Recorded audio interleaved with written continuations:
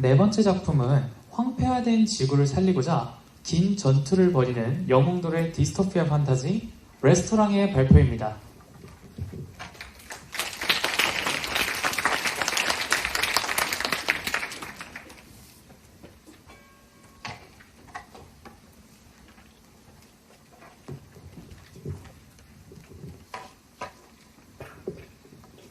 레스토랑에 오신 여러분들을 환영합니다.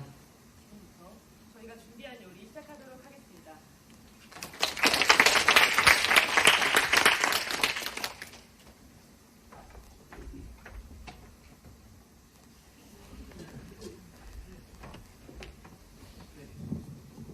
안녕하세요.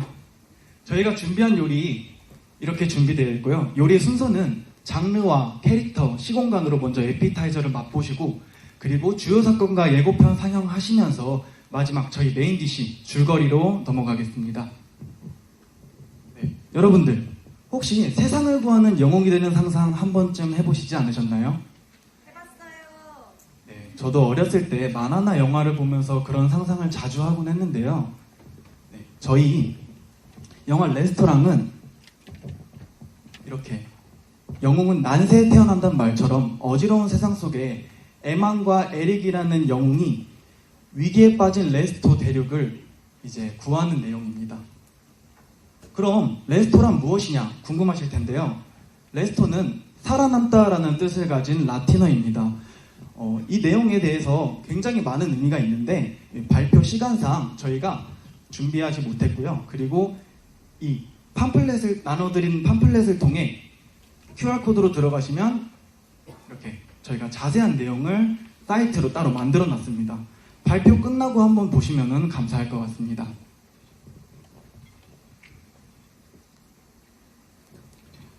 네, 그러면 본격적으로 들어가기 앞서 저희가 무슨 장르로 만들었는지 아셔야 될 것 같은데요.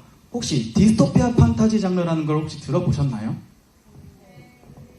네, 디스토피아 판타지는 유토피아와 반대로 가장 암묵적인 세계를 그려내는 장르인 디스토피아와 여러분들이 쉽게 접할 수 있는 판타지를 결합한 그런 장르입니다. 그리고 이제 저희 인물이 굉장히 중요하겠죠. 주요 인물 딱 6명만 설명드리고 내용 넘어가도록 하겠습니다. 네, 첫 번째로 에릭입니다. 에릭은 2세대 초능력자로 굉장히 강한 힘을 가지고 있습니다. 형인 에만보다 늦게 태어났지만 훨씬 더 이제 강한 능력을 가지고 정의롭고 그리고 승부욕이 강한 성격을 가진 그런 인물입니다. 네, 두 번째로 에마는 1세대 초능력자로 자신의 동생이 있지만 동생보다 약한 능력을 가졌기 때문에 동생에게 어느 정도 열등감이 있는 그런 인물입니다. 그리고 마지막 리브스는 과거 전쟁 영웅인 아버지를 따라 이제 군인의 꿈을 키웠고 그렇게 엘리트 군인으로서 성장하는 일반인입니다. 그리고 레스토의 대통령 마크입니다. 이 마크가 어떻게 레스토의 대통령이 되었느냐? 당시 레스토는 이제 핵전쟁으로 인해 아픈 사람이 굉장히 많았는데 마크가 크게 병원을 운영하고 있었고 마크가 아픈 사람들을 치료하고 봉사하는 모습을 보면서 이제 국민들의 존경을 사고 자연스럽게 대통령이 된 그런 인물입니다. 그리고 그의 친구 오펜은 천재과학자로서 아까 말씀드렸던 초능력자 에만과 에릭을 만들어내는 에만과 에릭의 아버지입니다. 그리고 마지막 칸은 이제 원래는 레스토의 군인이었는데 나이가 들면서 군인을 은퇴하고 그리고 교육기관 대표를 맡으면서 에만과 에릭을 가르치는 중요한 인물이기도 하죠. 그리고 마지막 저희 빌런 큐어섬이라는 곳에 살고 있는 이제 리타 종족입니다. 그리고 여기 보시는 리타는 리타 종족의 보스입니다. 큐어스톤을 이제 보호하고 있는 그런 인물입니다. 자, 그럼 이제 짧게 정리하고 들어가겠습니다. 오펜은 이제 아들 에만과 에릭이 있고요. 에만과 에릭은 형제입니다. 에릭이 에만보다 5살이 어리고 그리고 오펜과 마크는 어렸을 때부터 친구 사이입니다. 그리고 한과 리브스는 군인 관계로 수직적 관계에 놓여 있습니다. 자, 그럼 이 인물들이 어디서 사냐? 바로 아까 말씀드렸던 레스토입니다. 레스토는 2120년, 즉 2080년의 핵전쟁으로 인해 다 모든 대륙이 사라지고 인류의 98%가 사라지고 남은 2%가 모여 사는 지역입니다. 그럼 이 황폐화된 레스토를 다시 복구하기 위해선 큐어스톤이 필요했죠. 그 큐어스톤이 있는 곳이 바로 여기 큐어입니다. 이 기후변화로 생긴 섬인데 큐어스톤과 아까 말씀드렸던 그 괴물들이 살고 있는 그런 섬입니다. 주요 사건 짧게 정리하고 바로 줄거리로 넘어가도록 하겠습니다. 2080년의 지구 핵전쟁으로 레스토 황폐화가 시작됐고 그 황폐화를 막기 위해 천재과학자 오펜은 큐어섬과 큐어스톤을 발견하게 됩니다. 그럼 이 큐어스톤을 얻기 위해서 초능력자들을 탄생시켜야겠죠. 에만과 에릭이 그렇게 해서 탄생이 되었고 이제 에만이 1차 파견팀에 배정되었고 임무를 실패하고 맙니다. 그렇게 해서 이제 더 강한 에릭이 2차 파견팀에 배정되었기 때문에 당연히 임무를 성공했겠죠. 그리고 레스토는 황폐화를 극복하면서 이야기가 마무리됩니다. 그럼 이제 저희 영화의 꽃이죠. 예고편 보고 바로 줄거리로 넘어가도록 하겠습니다. If we do this, we'd be going in short-handed. You trust me? I do. What the hell? What on earth are they fighting here?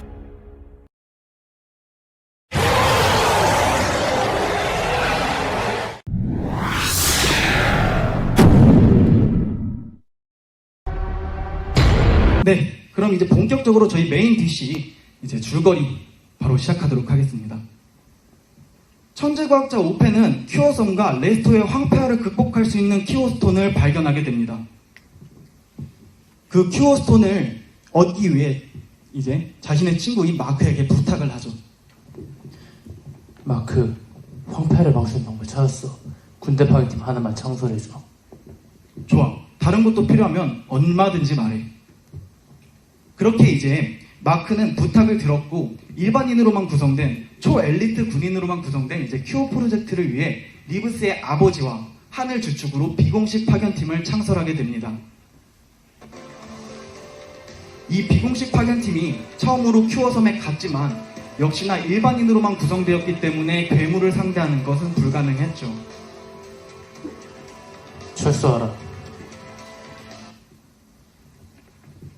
그렇게 리브스 아버지는 불가능하다는 판단 하에 본인의 목숨을 내놓는 대신 팀원 모두를 살리는 선택을 합니다. 이제 그러면 리브스 아버지가 희생했기 때문에 한과 그 남은 군인들이 살아남았겠죠. 그 군인들은 이제 임무를 실패 후 이제 쓸쓸한 발걸음으로 레스토로 복귀하게 됩니다. 그리고 한이 복귀 후에 바로 오펜에게 큐어의 상황을 보고하죠. 예상보다 2차적 힘이 강합니다. 일반인 힘으로 큐어스톤을 가져오는 것은 불가능합니다. 오펜은 깊은 고민에 빠집니다. 오펜은 고민 끝에 초능력자를 만들어야겠다, 탄생시켜야겠다는 결심을 하고 계속해서 실험을 시도합니다. 그렇게 수많은 실험 끝에 1세대 초능력자 에만이 탄생합니다. 당연히 영웅의 탄생으로 레스토는 축제 분위기였죠.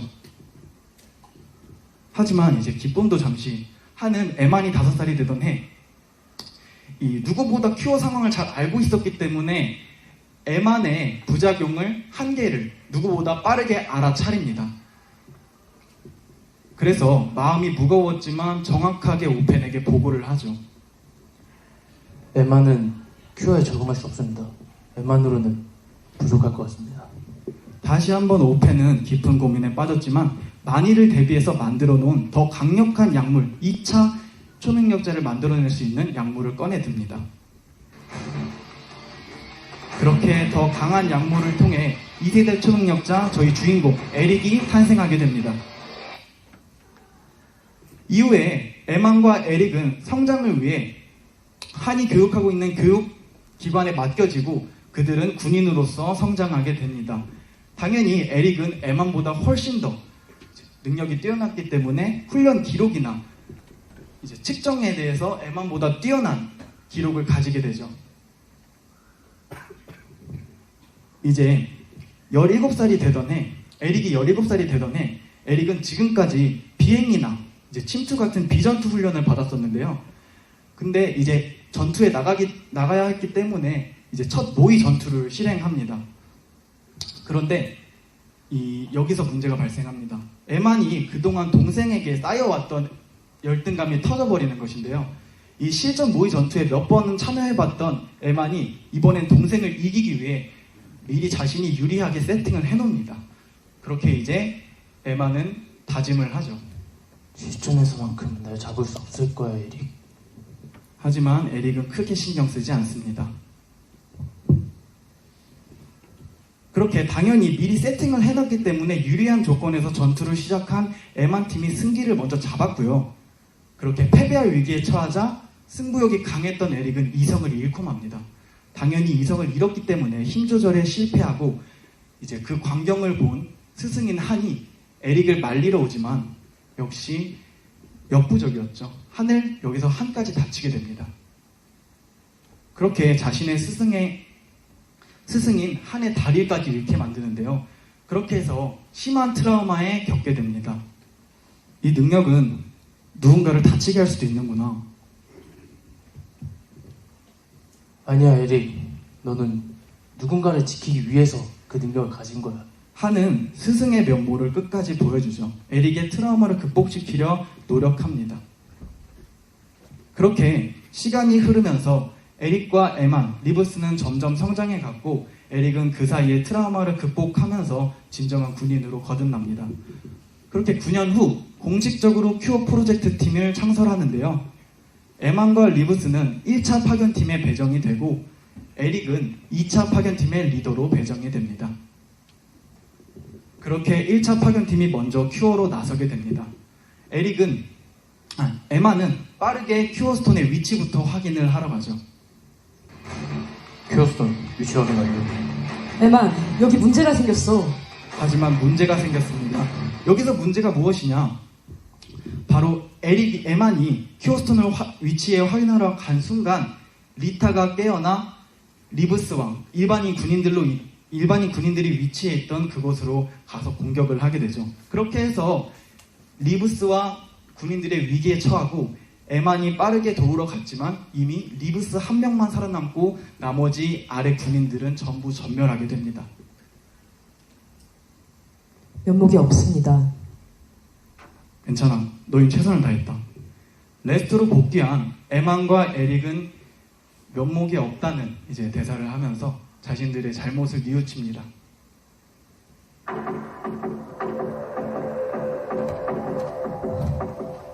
아니, 이게 뭐람? 1차 파견팀의 추가 지원 병력 불가. 최악의 경우 이동 통로 끊어도 무방?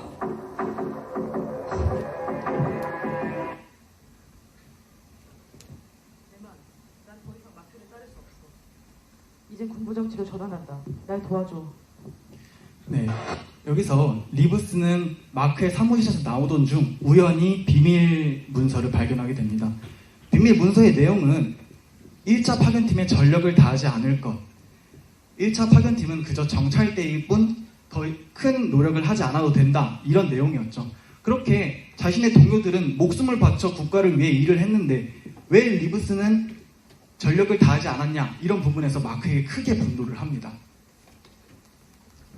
그렇게 해서 리브스는 정권 교체를 하기 시작합니다.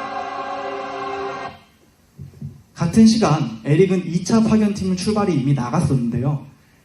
에릭은 리타족과 전투화를 최소화하면서 큐어스톤을 훔치는 데까지 성공하지만 큐어스톤을 레스토로 보내려고 하는데 포탈에 넣었더니 포탈이 움직이지 않는 이상한 오류가 발생합니다.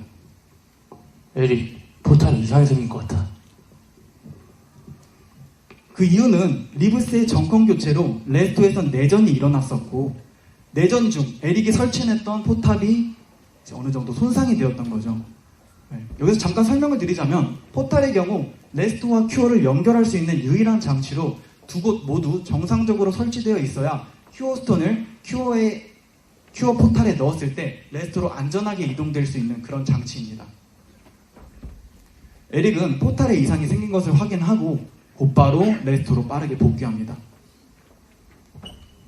이게 무슨 짓이야, 리브스? 넌 아직 마크를 몰라, 에릭. 다시 큐어로 돌아가게 되는데요. 이 돌아가기 전에 당연히 내전 중이었던 어지러운 상황 속 레스토를 빠르게 다시 질서를 잡고 리브스를 진압하면서 이제 자신의 원래 임무였던 큐어로 돌아가게 됩니다. 그렇게 큐어로 돌아갔지만 이제 리타가 이미 너무 많이 화가 난 상태였죠. 그리고 어쩔 수 없이 리타와의 전투를 결심을 합니다. 근데 아까 레스토에서 이제 리브스를 진압하면서 힘을 너무 많이 사용하고 온 에릭은 리타와의 전투를 버거워하면서 자신의 형인 에만의 힘을 필요로 하고 형에게 연락하게 됩니다. 형, 지금 형이 필요해. 네가? 혼자 할 수 있잖아. 언제나 그랬듯이. 그리고 너도 알잖아. 내가 큐어로 가봤자 너한테 도움이 되겠어? 내가 갈게. 전부를 데리고. 리타가 스톤을 삼켰어. 리타를 데리고 내가 레스토로 직접 갈 거야. 미쳤어? 그건 너도 위험해. 왜 이렇게까지 스톤에 집착하는 거야? 우린 그렇게 태어났으니까.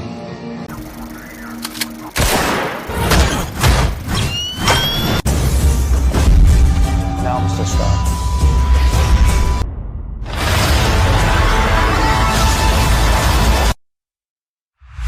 네, 그렇게 에만과 에릭은 힘을 합쳐서 결국 리타를 물리쳐냈고 큐어스톤을 얻었습니다. 그렇게 얻은 큐어스톤은 레스토에 있는 땅에 심었고 그 레스토가 황폐화가 이제 중지되고 점점 복구하면서 평화를 되찾으며 이야기는 마무리됩니다. 아까 제가 앞서서 질문 시작할 때 질문 한번 드렸었죠. 여러분들은 이 이야기를 들으면서 아까 상상했던 영웅이 아직도 되고 싶으십니까? 저는 생각이 바뀌었는데요.